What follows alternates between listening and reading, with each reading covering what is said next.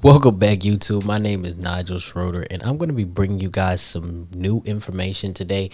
This is a video topic that I've never touched before. I actually had a subscriber recommend it, and I want to thank them for reaching out and asking about this.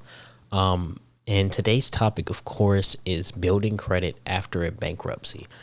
So building credit after a bankruptcy is really just going through that credit rehab phase, that credit rehabilitation phase, that credit rebuilding phase. You're going to have to reintroduce yourself to credit as well as reestablish yourself with the banks, rebuild your report, and just build that rapport back with the banks and with yourself and your credit. There are pros and cons, of course, to filing bankruptcy. One of the biggest being that your credit profile is technically clear, besides the fact that the bankruptcy will show on there, and it is essentially a fresh start. And with having that fresh start, there are ways to take advantage of it, and ways that you can beat out the system by having that fresh start. One of them includes finding the proper documentation to actually get that bankruptcy removed from your report, or that bankruptcy may never report to your report.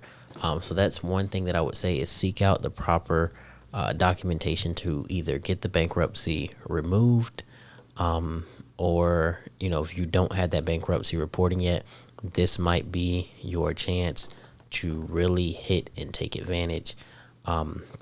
So what you're going to actually want to do, you're going to want to look into different primary trade lines to hit your account. Now, typically I tell people to look for about 3 primary trade lines. However, you're coming back from a bankruptcy. So I'm going to tell you that you're going to want to choose probably around 5, maybe even 10 primary trade lines. I know I'm going to get a lot of backlash from this, and I meant to say, if you are not someone who's experienced the bankruptcy, this is not the video for you to be watching about building your credit, because this video is going to tell you very different things, because it's going to be specific to those with bankruptcies who have to reestablish those relationships. And there's going to be meaning behind everything that I'm adding into this video. So again, to start off, grow credit, kickoff, grain, all of those trade lines. Grain you can add to your report for free. It's just going to look at your actual bank account and make a decision from that. Kickoff, you're only paying $10, $2 a month for 5 months.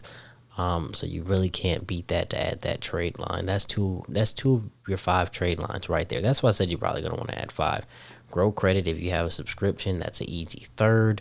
And look, you've only spent out $10 on trade lines. So $10 and you got 3 trade lines. Before I go any further into primaries really quickly, I did want to talk about AUs. AUs do help when you're recovering from bankruptcy, because remember, you previously had credit, and certain banks don't look all the way into AUs. Certain banks are starting to hit AUs and they're starting to lose their value, but some banks are not. So if you've already established credit enough to be able to mess it up and file bankruptcy, that means that you would have enough age on your report, that you potentially could, have some outstanding lines that would be that age. So go ahead, if you know anyone who's willing to give you an AU, take those AUs. Make sure that they have good utilization, obviously, and good payment history, because you're not going to want to be fighting the old while you're building the new. That's the whole point, really, in filing bankruptcy, is cleaning up this report, as well as cleaning up that back debt that you owe. But if you know someone who you can trust with good AUs, take those AUs. But back to what I was saying. So you've got grain, you've got kickoff, potentially you've got grow credit if you already have a subscription. So you've already got 3 trade lines there. And that's 3 revolving trade lines. So now you have to build 2 different types of credit when you're rebuilding your credit, or building your credit, or rehabbing your credit, whatever you want to call it. So these two specific types of credit. You need installment credit as one type and revolving credit as the other. Now, installment credit, that's going to be, installment loans. These are things, basically, they're credit products that whenever you pay them, you do not see that money again. So you pay down an installment loan, you pay it off, and you've just spent the money. It's gone. You're never going to see that money again. However, with a credit card or a revolving account, whenever you pay this account, that money is added back to your available balance, and you can go back and spend that money again. Depending on the card, that may be instantaneous, that might be a week. It just kind of depends on what card you have, what revolving account you have, because that also would apply to lines of credit. But in this case, now you're looking at, you've gotten some revolving lines. Now you want to get some secured lines. Go to your local credit union. If you can open an account. I know that there's certain times when having a bankruptcy, certain credit unions won't open you up accounts. So, and certain banks won't open you up accounts. So this can be quite challenging. Research lists of credit unions that will accept you with a bankruptcy. SDFCU is one that is good for accepting people with bankruptcies. If you can, before you file bankruptcy, the best thing you can do is open up bank accounts with banks you want to establish relationships with. And I'm going to recommend that to anyone who's pre-bankruptcy right now. If you know that you're going to be filing bankruptcy soon, go ahead, open up accounts with those heavy hitter banks that you want to build relationships with now. So that way, once you go through bankruptcy and it's time for you to establish your credit, you don't have to worry about getting in because you already got your foot in the door. You've already passed that initial check. Now we're just worried about, getting those secured products. So, like I said, SDFC is a good one. You can get their secured card. PenFed has secured loans. Navy Federal has secured loans. Most banks are going to offer a secured loan or a secured credit card. If you can't get in through traditional banks, you're not going to want to hear this. However, try Open Sky, try Merrick Bank, try Capital One, Indigo, all those subprime cards. Remember, you're only going to have these cards as long as it takes you to start getting unsecured lines. So you're going to put these cards on there. You may try Destiny, Milestone. You may go with a Kohl's card.